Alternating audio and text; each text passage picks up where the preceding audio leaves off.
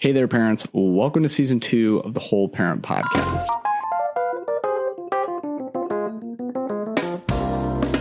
If you've been listening, you know this is the podcast that is all about how to make your life as a parent easier and better with brain-based parenting techniques. This season, we are taking that to a whole new level and getting into parenting challenges that matter the most.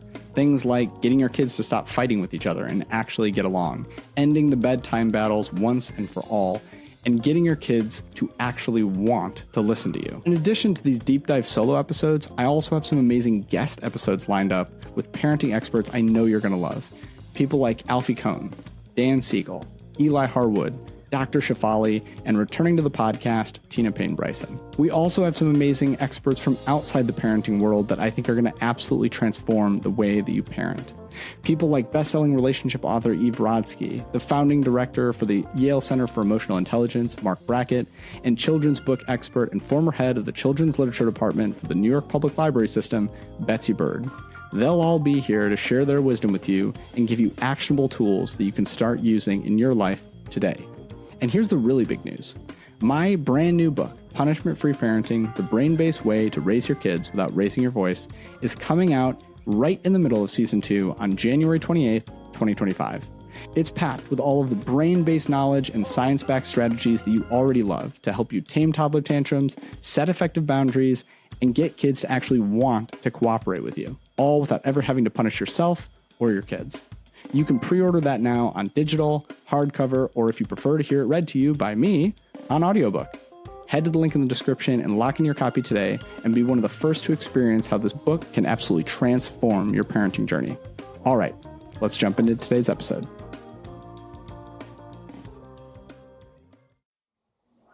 All right, ready to go, guys? No, where are we going? There's a moment in almost every two-parent household with kids. A moment that's so universal that if you close your eyes, you can probably almost hear it. Oh, yeah, I forgot. You were in that first. It happens somewhere between that first sip of coffee, the scramble to get out the door, and one of the parents, usually mom, realizes that she's the only one who knows where the soccer cleats are. Maybe it's going to be dad who's actually responsible for driving her to soccer practice that day. But will he remember if he doesn't get a text from mom? Will he remember that on the way to soccer practice, he probably needs to stop somewhere to get dinner? And who will remember to grab the soccer ball on the way to the car? And what about the fact that today is also pajama day for her little brother? Or that somebody needs to text the babysitter? And then there's the moment much later, when the kids are finally in bed, when a different realization sets in. It's a slow, creeping frustration. How did we get here? Why does it feel to one partner like everything's equal? Like the responsibilities of parenting and managing a home are shared, while the other partner feels like they're carrying all of the weight. Maybe you've had that moment too. Maybe it was after the third time that you had to remind your partner to schedule that pediatrician appointment that wasn't just going to magically happen on its own. Maybe it was the time that you came home from work to find your partner smiling at you because they had, quote, emptied the dishwasher for you. Maybe it was a text that you received from your partner. I'm surprised that you didn't get blueberries. All right, we gotta go. It's time. Eat cookies. No, leave them. We don't have time for cookies right now. In sociology, there's a term for this. It's called the invisible labor of parenting. And studies show it's not just about who does the thing. It's about the mental load, the planning, the anticipating, the emotional labor of keeping a family running. And here's the kicker. Even in couples who think that they're doing things equally, even when both partners work full-time, the research is clear. Moms, in the overwhelming majority of cases, still do more.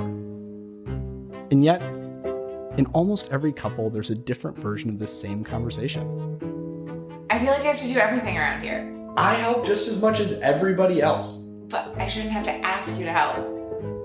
Does that sound familiar to you? In today's episode, we're talking about division of labor in parenting, how the work of running a family gets divided, why it's rarely as equal as we think, and most importantly, what we can actually do to fix it. If you've ever felt exhausted by feeling like you have to carry the mental load of your household, or if you've ever felt exhausted by feeling like nothing you do can ever measure up to your partner's expectations, this episode is probably for you.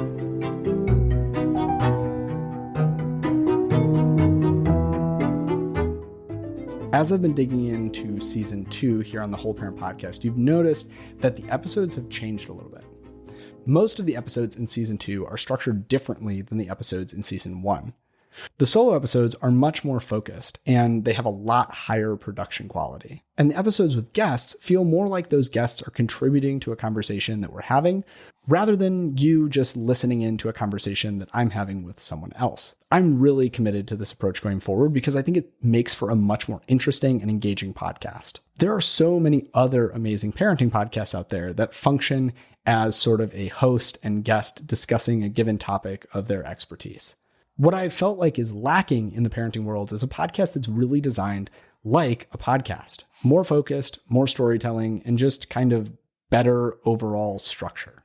A lot of the episodes in season 2 were recorded with this new structure in mind, but I still have a few that were recorded in the old format. Some of them I've been able to adapt and make them feel a little bit more like season 2, but some of them just don't really fit into that mold, which I actually think is okay. And this episode today is more like that. Today on the episode, my guest is Eve Rodsky, best-selling author of Fair Play, which is a book all about how we can divide labor more equitably in marriages. Obviously, a lot of that labor has to do with the work of parenting. And Eve has even told me that that is the point in most relationships when the relationship starts to fragment and break down. You'll hear from her story that that was the point in her relationship, the blueberries text, a moment that birthed the Fair Play way.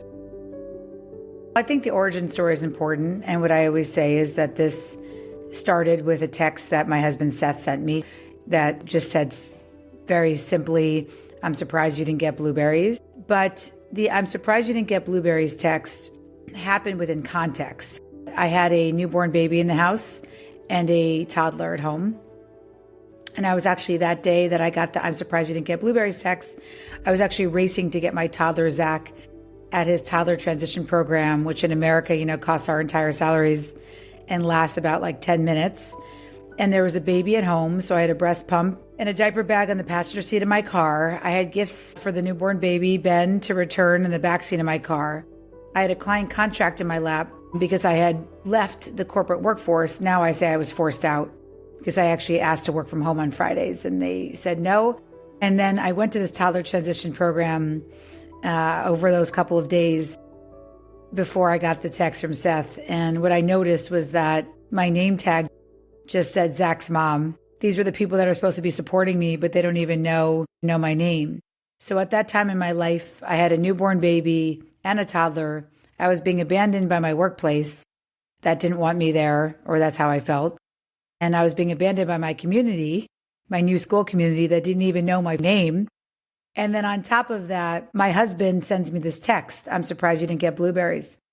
And so I remember pulling over to the side of the road and just starting to sobbing for my career and for my new identity as just a role, somebody's parent, but really sobbing more for the fact that I was the fulfiller of Seth's smoothie needs and the fact that I was living a statistic that I didn't even know at the time, which is that women married to men shoulder 2/3 or more of what it takes to run a home and family. And I think that I wrote Fair Play because I never wanted any woman or any partner really to get to the place that I was in that day on the side of the road. It's a lot higher since we've been doing our studies over 10 years, but 2/3 was the statistic at the time in 2011. We have our first quantitative study that shows that those that have not been introduced to Fair Play, things have not gotten better for those families. And in fact, because of intensive parenting and all the things that the Surgeon General is talking about, the stress on parents,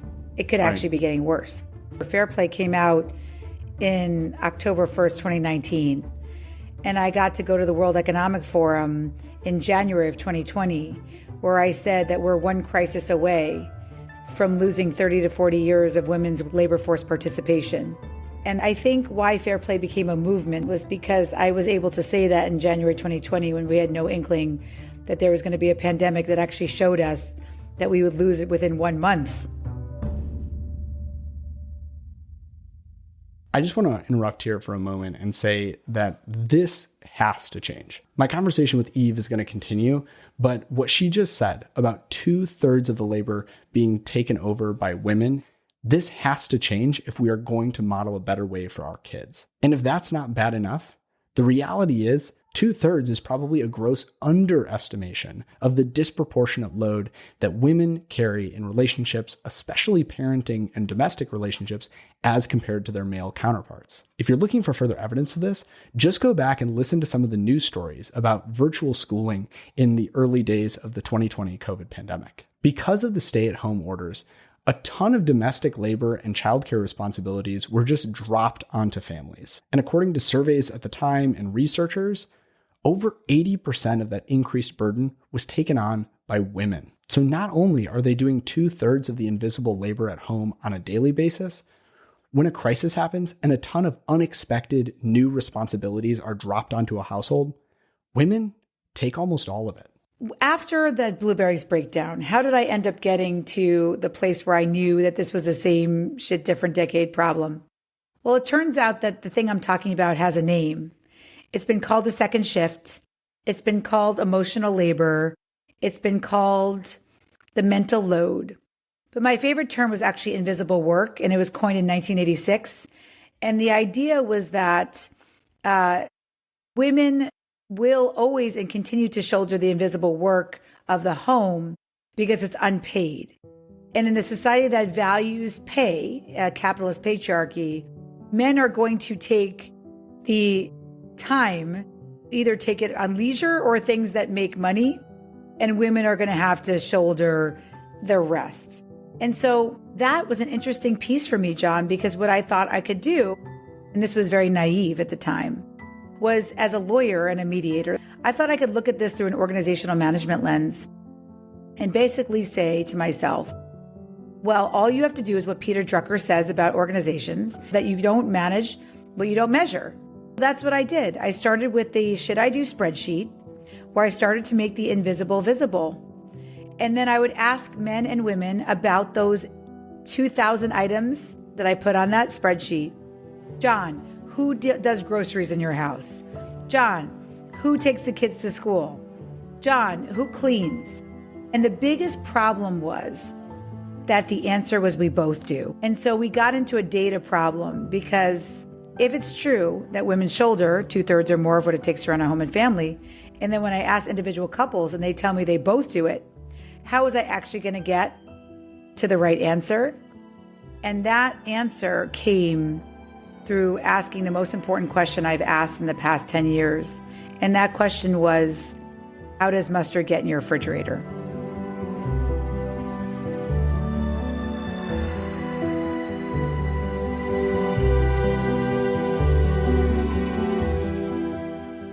That's how I ended up getting to the fair play system, because I asked it in 17 countries over the past 10 years. And what we found was that women married to men in 17 countries, even in the Nordic countries like Norway and Sweden, the places where we think things are more egalitarian. Gender equality. Yes. Yeah. Men were helping, for sure, the both of the groceries. But this is what was happening. Women were noticing that their second son, Johnny, likes yellow mustard, not spicy Dijon, with the protein. Otherwise, he chokes. Then that woman was actually the one monitoring the mustard for when it ran low and getting stakeholder buy-in from her family for what they needed from the grocery store. And then men were stepping in to go purchase the yellow mustard, but they were bringing home spicy Dijon every time. And so then women start to say to me, how am I going to trust my husband with my living will? The dude can't even bring home the right type of mustard. So once you looked at that as an organizational problem of women do conception, women do the planning, and men step into the execution, you can actually solve for that organizational problem. Because that in an organization, that's not the home and the workplace. If someone does conception and planning and someone else does execution, you call that a psychological safety fail. That organization doesn't have accountability and trust, the two things you need actually to be a good partner and a good parent.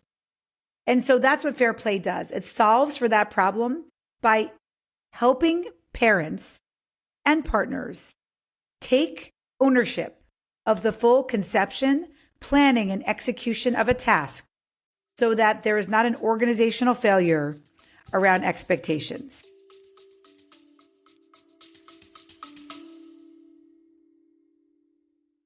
Hey parents, let's take a quick break. I need to share something really, really exciting with you. If you have ever found a tip or a strategy on this podcast that has helped you stop a tantrum, calm your own big emotions or those of your kids, or get kids to listen to you without having to yell at them, then I have a favor to ask you. My brand new book, Punishment Free Parenting, comes out on January 28th, 2025, and I would love if you would pre-order it. This book is truly the culmination of everything that I have learned and shared about parenting on my platform, on the podcast, and on my social media channels. It's filled with advice on how to stop power struggles, to set boundaries that actually stick, and turn those chaotic moments into connection. At the end of the book, I even have this 5-step whole parent method. It's an acronym that you can use whenever your kids are in those big emotion states, when they're in a tantrum, whether they're 2 or 21, to get you through every single time without having to reinvent the wheel. So if I've been helpful to you on your parenting journey, please consider pre-ordering the book because it is absolutely the best way to help me keep doing this work. Plus, the book is going to give you the actionable tools to tackle those big everyday challenges in ways that I could never do on the podcast. You can pre-order the book right now in hardcover or digital, or may I suggest to get the audiobook read by me. When you do, you're not just supporting me, you're saying yes to a calmer, more connected parenting experience for both you and your kids. So head to the link in the description right now and grab your copy today. It absolutely means the world to me, and I can't wait for you to have it in your hands. Okay, let's get back to the episode.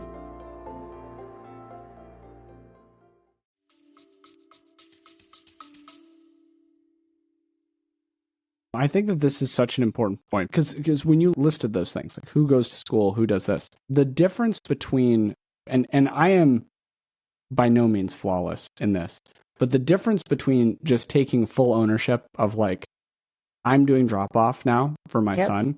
Great. And if I can't do drop off, like I have to make sure that someone else is going to do drop off.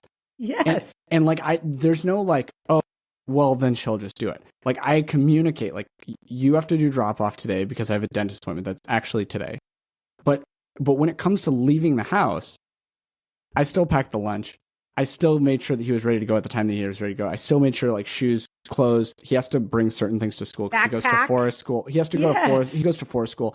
So like it's more than just like a backpack. Like he doesn't have to remember his homework because there's not a lot of that, but he does have to remember his galoshes, like his waders, you know. So like but like when she's driving on the driveway, like the waders are still sitting there. I'm like, wait, here's the waders, and just the idea that like I know that like getting him to school is still my job. Even though someone else is doing it, it's still my job. Put that clip on repeat for other men for the rest of your life, and you'll be a cultural warrior forever, because that is something that is so simple yet so still profoundly misunderstood.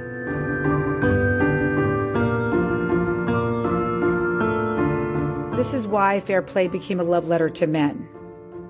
Because I actually think, and this was very controversial to say to a lot of women, that the lack of psychological safety that men reported to me in 17 countries in their home is just as big of a problem as the mental load for women.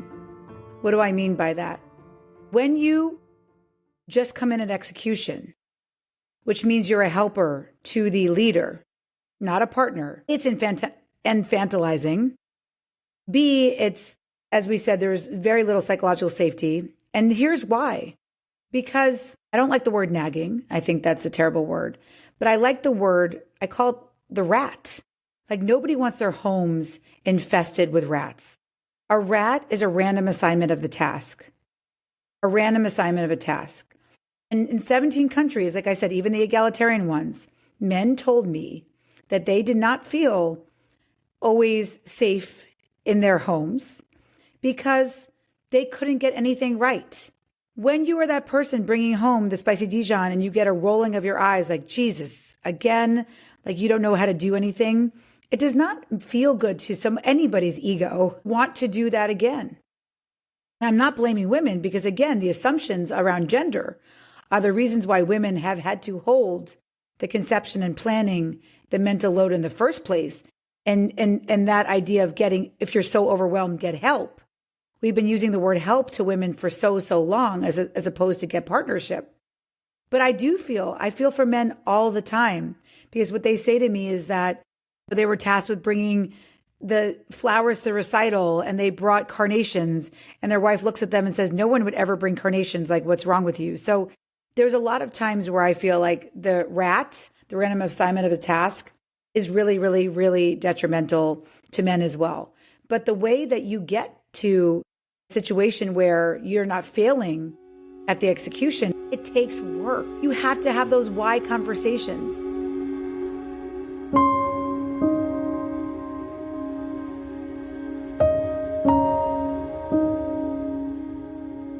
And I'll give you an example, a reverse example.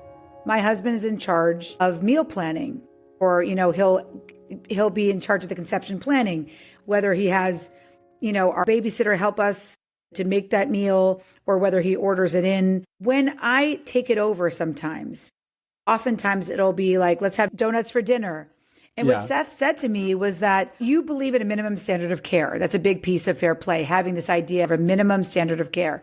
What is the minimum we can both do to make each other happy around this task? Seth, when he said you take over meals, when you were in charge of meals, he said to me, the only green on our plates can't be just like a Lucky Charms shamrock.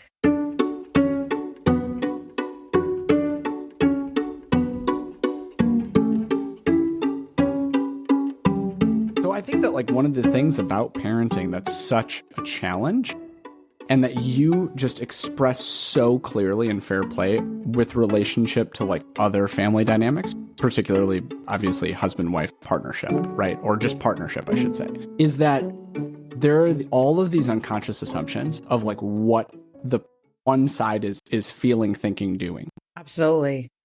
And that's where, like, from a parenting perspective, I'm reading fair play and I'm going, man, I have absolutely struggled with this stuff in this book. Like, I've absolutely struggled with the gender norms. I've absolutely struggled with the just like assumed, like, my wife has also struggled with, especially the pretending that I just know what she means and like read it, like that I know. And part of that is that I have an ADHD brain and she doesn't.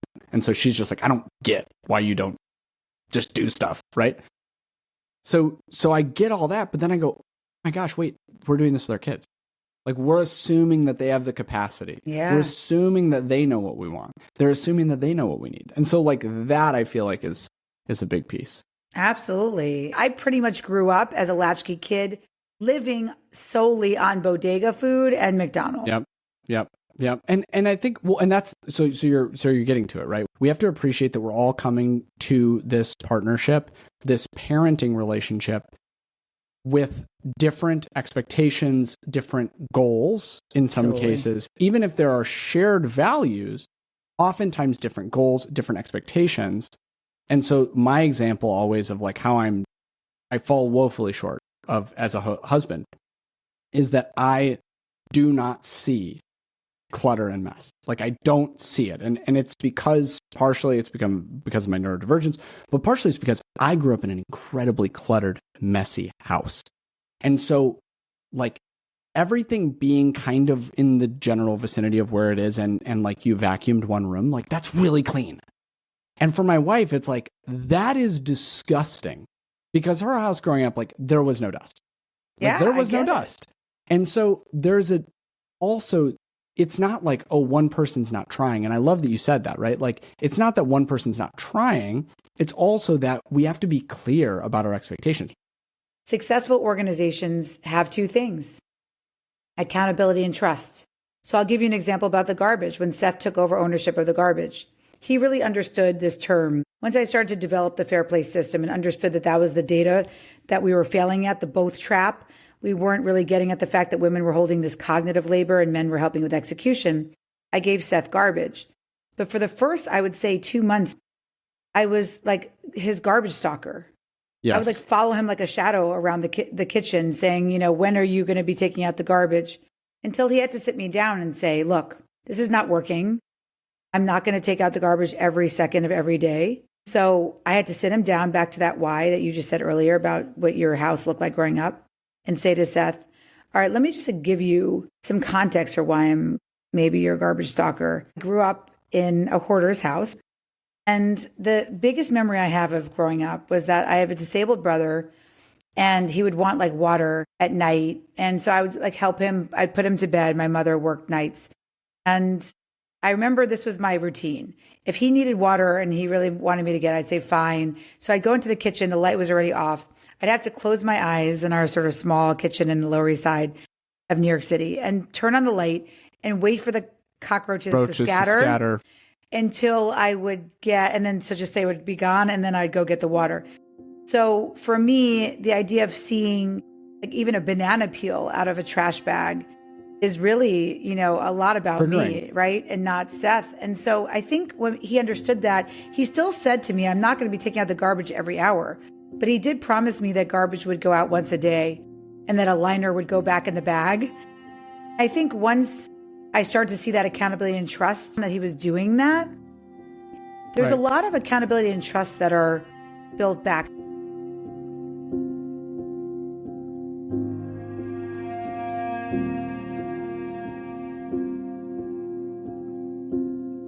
I hate the term default parent, like with a fiery passion. Absolutely. Well, we call it she-fault parent in the fair play world. Yes. Well, yes. Yes, you have the she-fault everything. Like that's just what it is, right? I hate the term default parent. And the reason why I hate it is twofold. One, I think if you are the default parent, like I understand that you may have been pressed into that role based on society, based on your partner, but to stay there when you know that this is one of the great joys of life, you actually reduce and absolutely like the life satisfaction of your partner is being harmed. I'm going to use this term very loosely, by your selfishness of saying, I am going to take care of all of this. And I don't mean selfish as in I'm doing what I want. I mean selfish as in I am the self and I am in charge of this. And so that's number one. And if you're the default parent, like, and I had to get into this with my wife, we got kind of reversed for a moment in time. She was still doing more than 50% of the parenting, but I felt like I had to bail her out. If you don't have, the concept of default parent is that one parent is no longer responsible.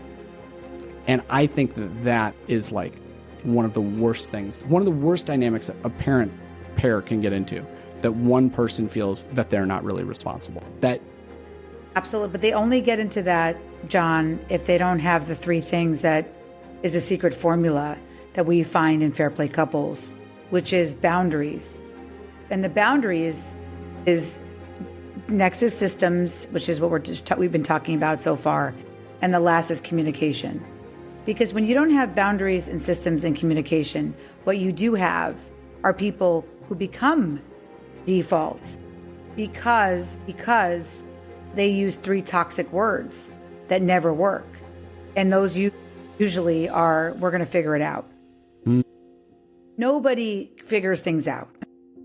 So if you believe me that those are toxic words, what instead you want to replace with, we're going to figure it out, which often leads to gender expectations and usually women being the default parent. But again, it happens to men too. And they also feel the same resentment that women feel when they're stuck in that role. What we like to say is you take the system, which means instead of a default parent, there are owners of tasks.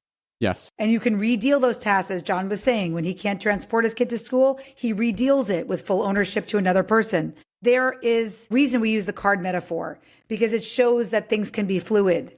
You can redeal cards. You can change things up. If you're the default parent today, it doesn't have to stay that way.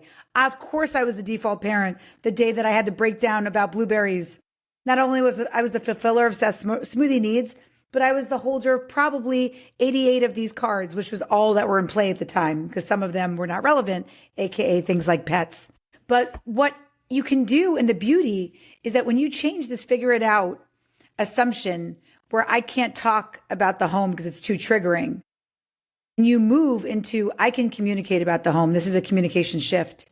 I can create systems for the home that can change at any point because they're fluid and we can talk about who owns what tasks. And on top of it, this is the boundary piece. I value my partner's time. I will never, John, as you as my partner, I will tell you, I will never assume that you're the one to pick up the kids from school because my job is more flexible or your job is more flexible. John, I can tell you as my partner, I will give you the respect that I will never assume because you make less money than me, that you're the one who has to do the tasks. I can promise you as a partner that I will never say, John, in the time it takes me to tell you how to clean the floors, I'll do it myself. Yep. John, I can give you the respect to say, yes, we're both nurse practitioners with PhDs, but I can find the time where I will say you're better at focusing on one task at a time, so I will not give you that opportunity. These are all toxic messages we give each other for why we don't communicate about the home. If you can hold your boundary and say, I will not say those things because those are expectations that I have no idea whether John actually believes. And I will come to the table and say, I value you, John, as my partner. And I know you value me, regardless of how much money I make, regardless of my gender. Then all of a sudden we can come to the system and the communication in a way that's us against the cards, as opposed to I have to fight for my leisure time and my right against you. You got me covered in a basket overdose. Sipping on the sweet. So the problem, though, becomes, no matter which partner it is, one of them is like, I don't trust you to parent.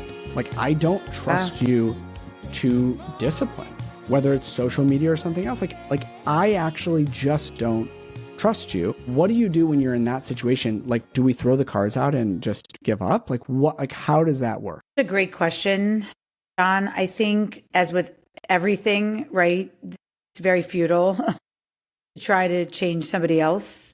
Typically, you have to make internal changes for yourself.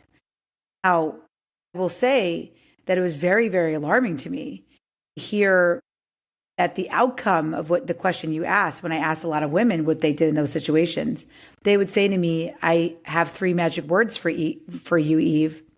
I have 3 magic words for you, Eve, that have solved all of my problems. And I'd be eagerly, what are those 3 words that solved all your problems? Often it was court-ordered custody, or that allowed them to have finally a full partner when they had somebody who was taking over. Now, again, as somebody who grew up with a single mother and a child of divorce, I was hoping, I still see, and this is the beauty of it when I started this, but this is the beauty of what Fair Play became. Fair Play is sort of like divorce for married people because it leads to the same outcomes of ownership, which is really good without hopefully, the divorce piece of you coming to it, early enough. But I want to just say something about changing yourself and what you just said. The hardest thing for me to hear, John, is what you just said. I don't trust my partner, so I'm not going to involve them anymore. It's very, very painful to hear that, especially when there's a child involved. Typically, the way it manifests is somebody will say that to me. I don't trust them anymore. We've had these conversations. I always end up with John not putting that extra dish back in the sink, so I might as well just do it myself. What I realize is happening there, that person is saying that they've given up on communicating with that person. So typically I'd like for that person to start there. So you're not even close to getting to the system yet. You are John and me, and we're already, educated in this work, and we just need a tune-up. Yes, go straight to the cards, them either as a way to tell your stories or start the system. There's, we have tons of free resources on our website that hopefully John will link to in the show note. We have a book, we have a documentary. There's lots of ways to implement the system. But if you aren't there yet, and John's question is that trust question, you have to look back at what happened to your communication with your partner. One thing during the pandemic really, really felt painful, and this is a story we can end on because it was really painful, but I think it's really important. There was a Facebook group. The Facebook group was called The Reasons I Hate My Partner During the Pandemic. So that's what they said. That's what this Facebook group said. Within that Facebook group, there was a woman who says, if my partner dies of COVID, it won't be because of the disease. It'll be because of me. So I reached out to this woman, or my team did, and we said, hey, can we ask you a couple questions? And what this woman said to us was, we said, hey, how do you communicate with your partner about domestic life? She said, with no irony, I don't communicate with my partner about domestic life. This is my safe space. So I just want to Wow. reflect on that. Publicly threatening to murder her partner in front of 27,000 strangers felt safer to her than communicating directly with her partner. We all get there at some point. It felt safer to me to cry by myself on the side of the road and bang on my steering wheel than to tell Seth how painful it was to get his text, "I'm surprised you didn't get blueberries," and what it meant to me. We can't let it get that bad. We have to start investing in communication.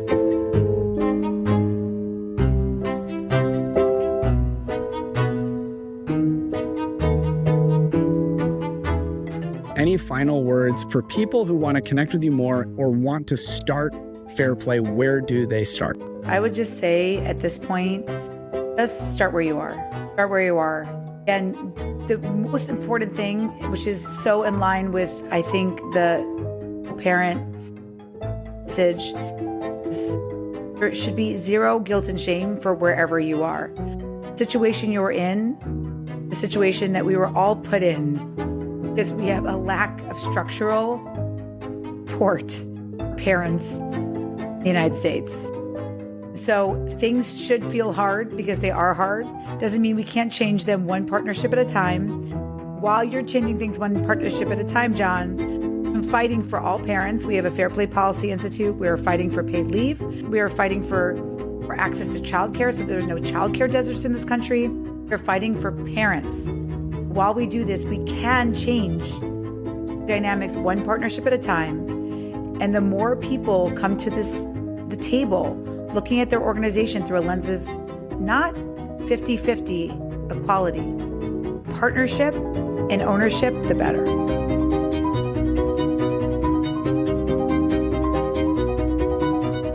Thank you to Eve Rodsky for joining us for today's episode of the Whole Parent Podcast. You can find all of her links and resources, including to her book, Fair Play, down in the episode description. If you like this episode of the Whole Parent Podcast, make sure that you go and like and subscribe wherever you're listening to it. And also consider getting my audiobook, which came out on January 28th, 2025, called Punishment Free Parenting. It's a step-by-step brain-based guide to make parenting a heck of a lot easier so that you won't have to struggle as much with those cards. As always, if you have a person in your life, in this case, anyone, whether they have kids or not, who's in a partnership, make sure that you share this episode with them personally. Just shoot it to them in a text. Tell them that you liked it, that you listened to it, that it might help. It's the best way that you can help spread this message. See you next week.